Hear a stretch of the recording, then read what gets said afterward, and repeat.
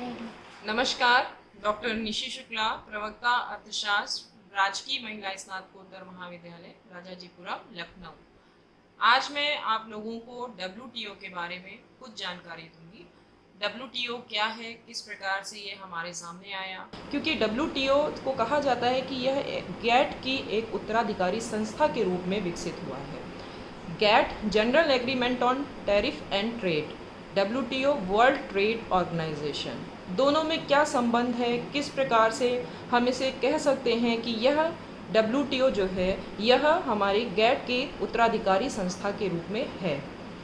जब विश्व व्यापार किया गया, अंतर्राष्ट्रीय व्यापार किया गया, अंतर्राष्ट्रीय व्यापार के संबंध में देखा गया कि विभिन्न समस्याएं उत्पन्न हो रही हैं और उन समस्याओं को सुलझाने के लिए सबसे पहले गैट संस्था की स्थापना की गई थी 30 अक्टूबर 1947 को। परंतु गैट एक जिसे कहेंगे बहुत ही नियमों में ढीलता थी उसमें, या बहुत सारे ऐसे निर्णय थे जो कि उसके अंतर्गत नहीं लिए जा सकते थे। तो कई सारी समस्याएं आने के कारण ये देखा गया कि अब अंतर्राष्ट्रीय व्यापार करने के लिए कोई एक कानूनी स्तर पर होने वाली संस्था ऐसी होनी चाहिए जिसके नियम सभी देशों के लिए मान्य हों। इस दृष्टिकोण को ध्यान में रखते हुए गैट के स्थान पर WTO की स्थापना का निर्णय लिया गया। 12 दिसंबर सन 1994, 12 दिसंबर 1994 को WTO की स्थापना का निर्णय लिया गया और 1 जनवरी 1995 से 1 जनवरी 1995 से गैट की जगह WTO ने कार्य करना प्रारंभ किया। गैट के 8वें चक्र, जिसे हम उरुग्वे चक्र के नाम से भी जानते हैं, जिसकी अवधि 1986 टू 1993 थी, इस चक्र में ही गैट की जगह WTO की स्थापना का निर्णय लिया गया।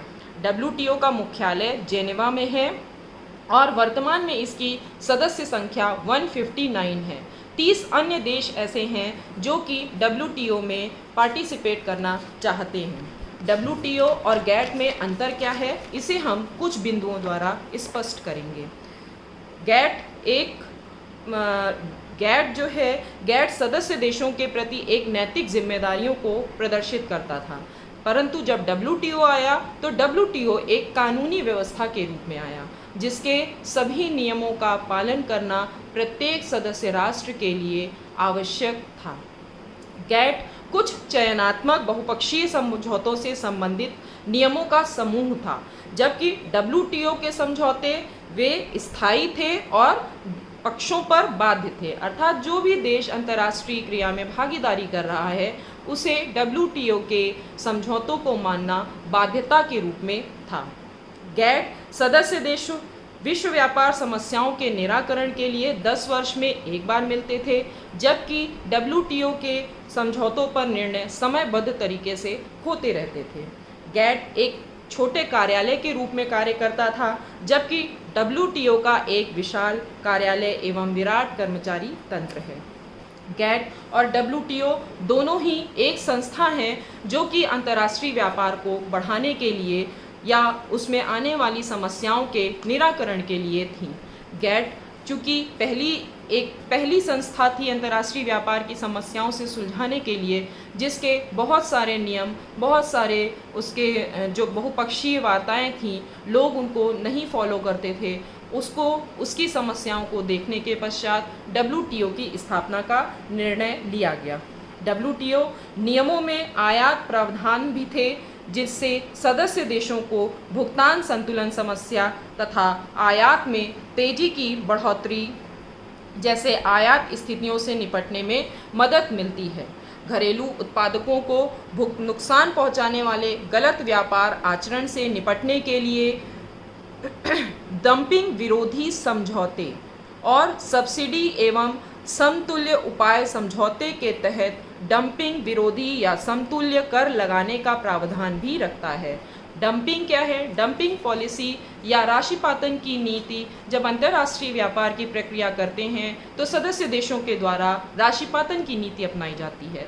राशिपातन की नीति क्या होती है? राशिपातन नीति वह नीति है जिसमें जब दो देश आपस में अंतर्राष्ट्रीय व्यापार करते हैं तो दोनों देश व्यापार करते समय जब यह नीति अनुसारित करें कि अपने देश में अपनी बनाई हुई वस्तु को ऊंची कीमत पर और जब अन्य देश में वही वस्तु को भेजते हैं तो उसकी कीमतों को कम कर देना। ऐसा इसलिए किया जाता है जिससे विदेशी बाजार पर भी अपना प्रभुत्व कायम किया जा सके। जैसा कि हम सभी जानते हैं कि भारत में चाइनीज़ गुड्स का बहुत तेज़ी से प्रयोग हो रहा है, जिसका कारण डंपिंग पॉलिसी का होना ही है। डंपिंग पॉलिसी की नीति को अपनाकर चाइना हमारे देश में वस्तुओं को बहुत ऊंची कीमतों पर ना बेचकर छोटी छोटी मात्रा में छोटी छोटी कीमतों पर हमारे देश में देता है और अपने देश में वही वस्तुओं को वह ऊंची कीमत पे बेचता है। हमारे देश में जब वो वस्तु आती है तो उसकी कीमतें बहुत कम होती हैं, नीची स्तर की होती हैं, जिसके कारण हम उन वस्तुओं का प्रयोग करना प्रारंभ कर देते हैं। कई सारी इसी प्रकार की समस्याओं को देखते हुए उनके निराकरण के लिए WTO की स्थापना का निर्णय लिया गया, जिसमें कुछ कानूनी नियम बनाए गए थे जिनको फॉलो करना या जिनको हर तरह से निभाना हर देश की एक व्यापक स्तर पर जिम्मेदारी मानी गई। अब हम चर्चा करेंगे WTO के कार्य क्या हैं और WTO के उद्देश्य क्या हैं। जैसा कि हम सभी जानते हैं WTO अर्थात विश्व व्यापार संगठन की प्रस्तावना को उसके उद्देश्यों से स्पष्ट कर सकते हैं। जैसे नंबर 1 है जीवन स्तर में वृद्धि करना, पूर्ण रोजगार के स्तर को बनाए रखना, वस्तुओं के उत्पादन और व्यापार का प्रसार करना। सभी गैट के भी उद्देश्य थे, परंतु इसके अतिरिक्त विश्व व्यापार संगठन की जो स्थापना की गई थी उसके लिए कुछ अन्य उद्देश्यों को भी ध्यान में रखा गया था, जैसे सेवाएं और वस्तुओं के उत्पादन का व्यापार और प्रसार करना, विश्व के संसाधनों का अनुकूलतम प्रयोग करना, त्वरित विकास जिसको हम कहते हैं कि किस प्रकार से हम विकास के स्तर को तेजी से आगे बढ़ा सकते हैं, त्वरित विकास की अवधारणा को स्वीकार करना, पर्यावरण का संरक्षण और उसकी सुरक्षा करना। WTO के उद्देश्यों में पर्यावरण को भी सम्मिलित किया गया था और ये माना गया था कि हमें पर्यावरण का ध्यान रखकर वस्तुओं का उत्पादन करना चाहिए। विश्व व्यापार संगठन के कार्य क्या हैं उनको भी हम कुछ बिंदुओं से स्पष्ट कर सकते हैं।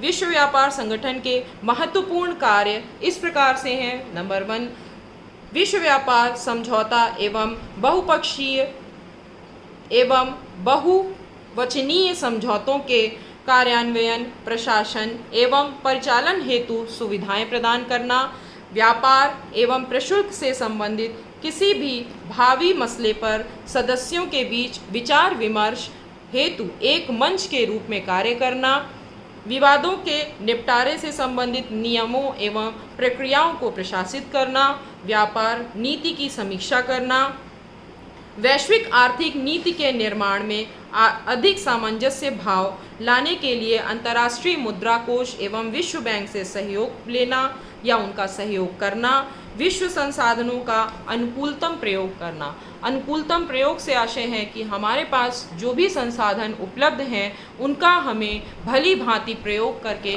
अपने देश के आर्थिक विकास के स्तर को आगे बढ़ाने का प्रयास करना चाहिए। धन्यवाद। आपको इस वीडियो से संबंधित किसी भी प्रकार की कोई भी क्वेरी है या कोई भी अन्य अतिरिक्त जानकारी आप चाहते हैं तो आप प्लीज़ अपने कमेंट्स को कमेंट बॉक्स में लिखिए और उसके समाधान हेतु मैं यथासंभव प्रयास करूंगी।